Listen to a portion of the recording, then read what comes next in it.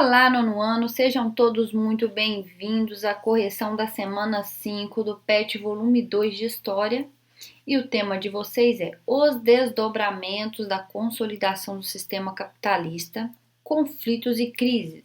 O subtema que trouxe para vocês aqui foi a questão do capitalismo e imperialismo, a riqueza europeia e suas consequências para os anos iniciais do século XX. Aqui começou o texto falando sobre a consolidação do capitalismo, que já começou por volta dos anos de 1850. Até inclusive nos Estados Unidos, que era uma nação que tinha vários problemas internos, também começou aí a estimular esse sistema socioeconômico. Os países que optaram pelo capitalismo e começaram a se desenvolver industrialmente principalmente, eles começaram aí a busca por matérias-primas e mercado consumidor, onde eles queriam fazer o quê? Despejar as suas mercadorias a rodo para vender e também investir o seu capital excedente e, consequentemente, aumentá-los para as principais nações da Europa. Este novo tipo de colonizar aí deu-se o nome de neocolonialismo, por isso neo que neo vem de novo, ou simplesmente imperialismo. É onde as nações, principalmente as nações europeias, elas foram levar aos países da Ásia e da África a civilização, né, o cristianismo, a raça branca, mostrar como eles eram superiores, estavam ali fazendo um bem para aquelas pessoas, porque eles eram povos primitivos e atrasados, né? Depois das potências europeias, foi os Estados Unidos e os japoneses, né? Os Estados Unidos principalmente focaram ali na questão da América e os japoneses em torno deles ali alguns locais onde eles exploravam os recursos naturais. Mas essa disputa capitalista, essa disputa imperialista levou o quê? À eclosão da Primeira Guerra Mundial.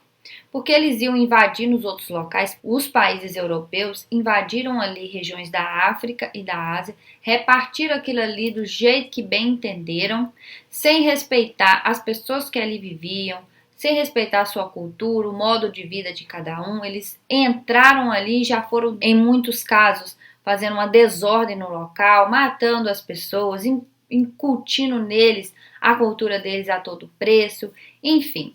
E essas disputas também geravam muitas rinchas entre esses países. Então eles já estavam muito bem inflamados uns com os outros, eles começaram a fazer alianças, né? Em caso de disputa, eles estavam já esperando algum tipo de conflito, então eles fizeram alianças e se houvesse algum conflito, eles iam se defender. Então, para iniciar então essa Primeira Guerra Mundial, eles só precisavam de uma desculpa, de um motivo. E o motivo foi o assassinato do herdeiro do Império Austro-Húngaro, o Franz Ferdinand.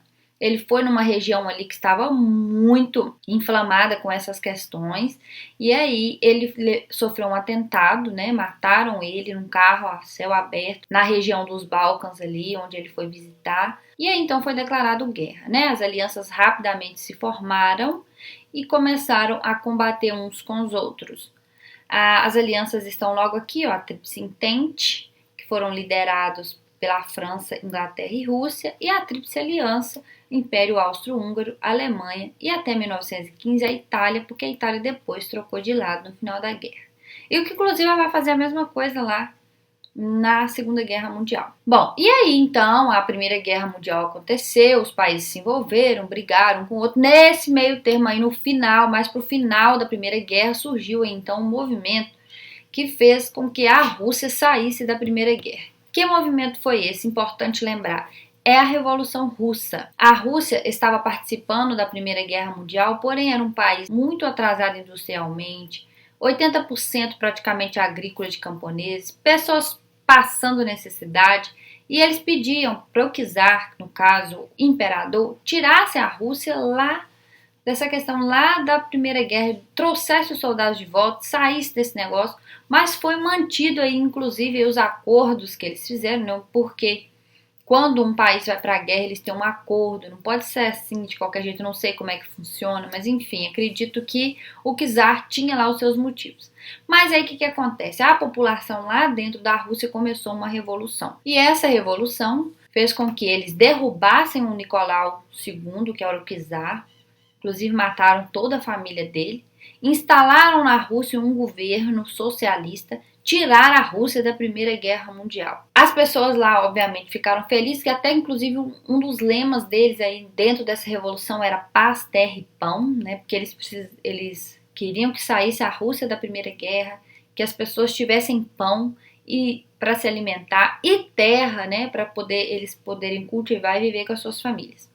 Então, a Revolução Russa foi a primeira revolução socialista bem-sucedida e marcou a história do século XX. Por quê? Porque inspirou outros países, outros lugares, a ter uma experiência de um governo popular de uma classe trabalhadora, que até então isso inexistia. E também eu quero relembrar sobre a participação da Alemanha na Primeira Guerra Mundial. A Alemanha, por ter poucos territórios ali, principalmente na região da África, eles saíram ávidos por conquistar novos territórios, botando fogo em tudo, bala em tudo. Então, no final da guerra, da Primeira Guerra Mundial, a Alemanha foi a que sofreu as mais pesadas punições com a questão do Tratado de Versalhes, que para muitos historiadores, principalmente alemães, eles falam que foi um tratado humilhante.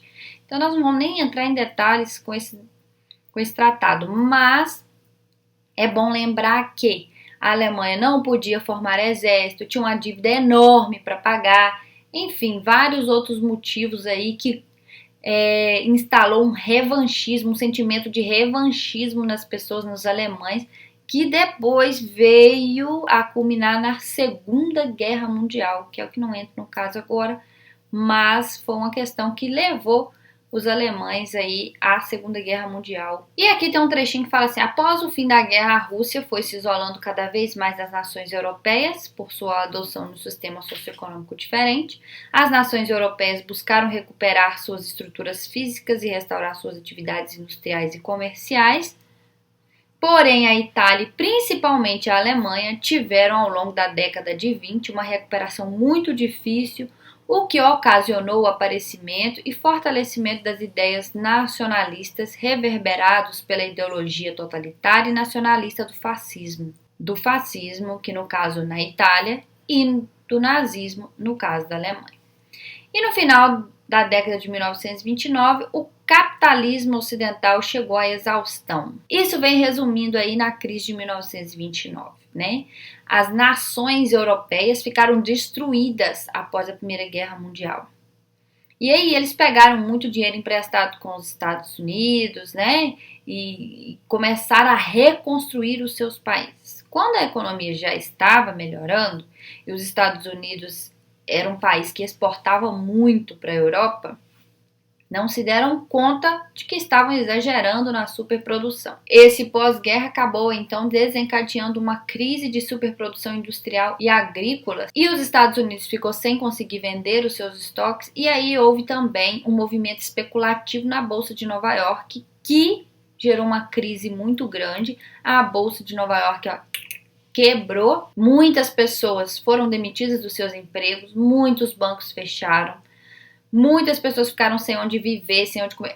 Os Estados Unidos virou um caos com a crise de 1929, que afetou inclusive o Brasil, né? Porque eles eram grandes exportadores do café brasileiro, eles pararam de comprar o café e o Brasil teve que queimar aí várias sacas de café para que o produto mantivesse um preço bom no mercado. Bom, mas depois a gente vai saber, né, que os Estados Unidos se recuperam até rapidamente dessa crise, e o capitalismo agora nos Estados Unidos passa sim a ter uma intervenção do governo que antes eles pregavam muito por não ter.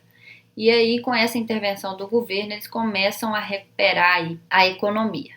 Ok? Então nós vamos chegar muito mais nesses detalhes. Esse aqui é um breve resumo que a gente viu e nós vamos para as atividades. Vamos lá.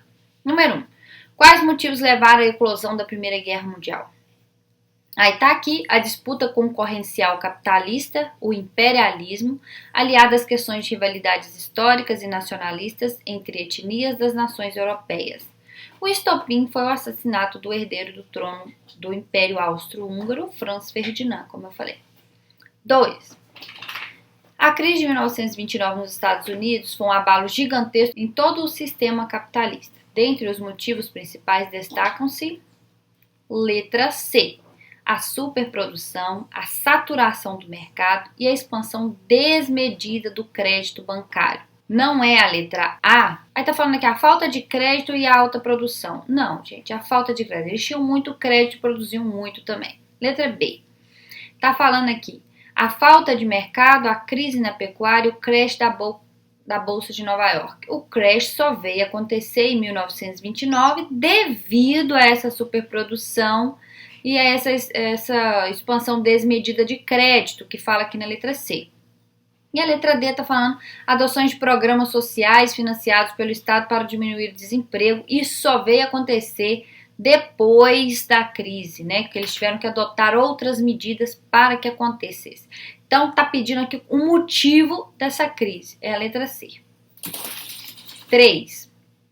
Os prisioneiros de extermínio. Aí tem um texto que fala sobre horrores de campo de concentração, sobre a dominação de um país sobre o outro. E aí tá falando assim, de acordo com o texto, como o ideal de superioridade racial dos europeus atingiu as populações ao redor do globo. Aí tá, os europeus, usando as teorias do darwinismo social, justificaram sua superioridade em seus domínios, principalmente na Ásia e na África, dizimando populações, escravizando sobreviventes e impondo suas culturas. Então, gente, na intenção deles, que era levar a civilização, levar o cristianismo, entre outras coisas, eles acabaram aí dizimando essa população. E esse darwinismo social que eu coloquei é justamente a questão deles imaginarem que o homem branco era superior às demais raças. Ok? Então nós chegamos ao fim aí da semana 5. Breve estarei aqui com a semana 6 para vocês.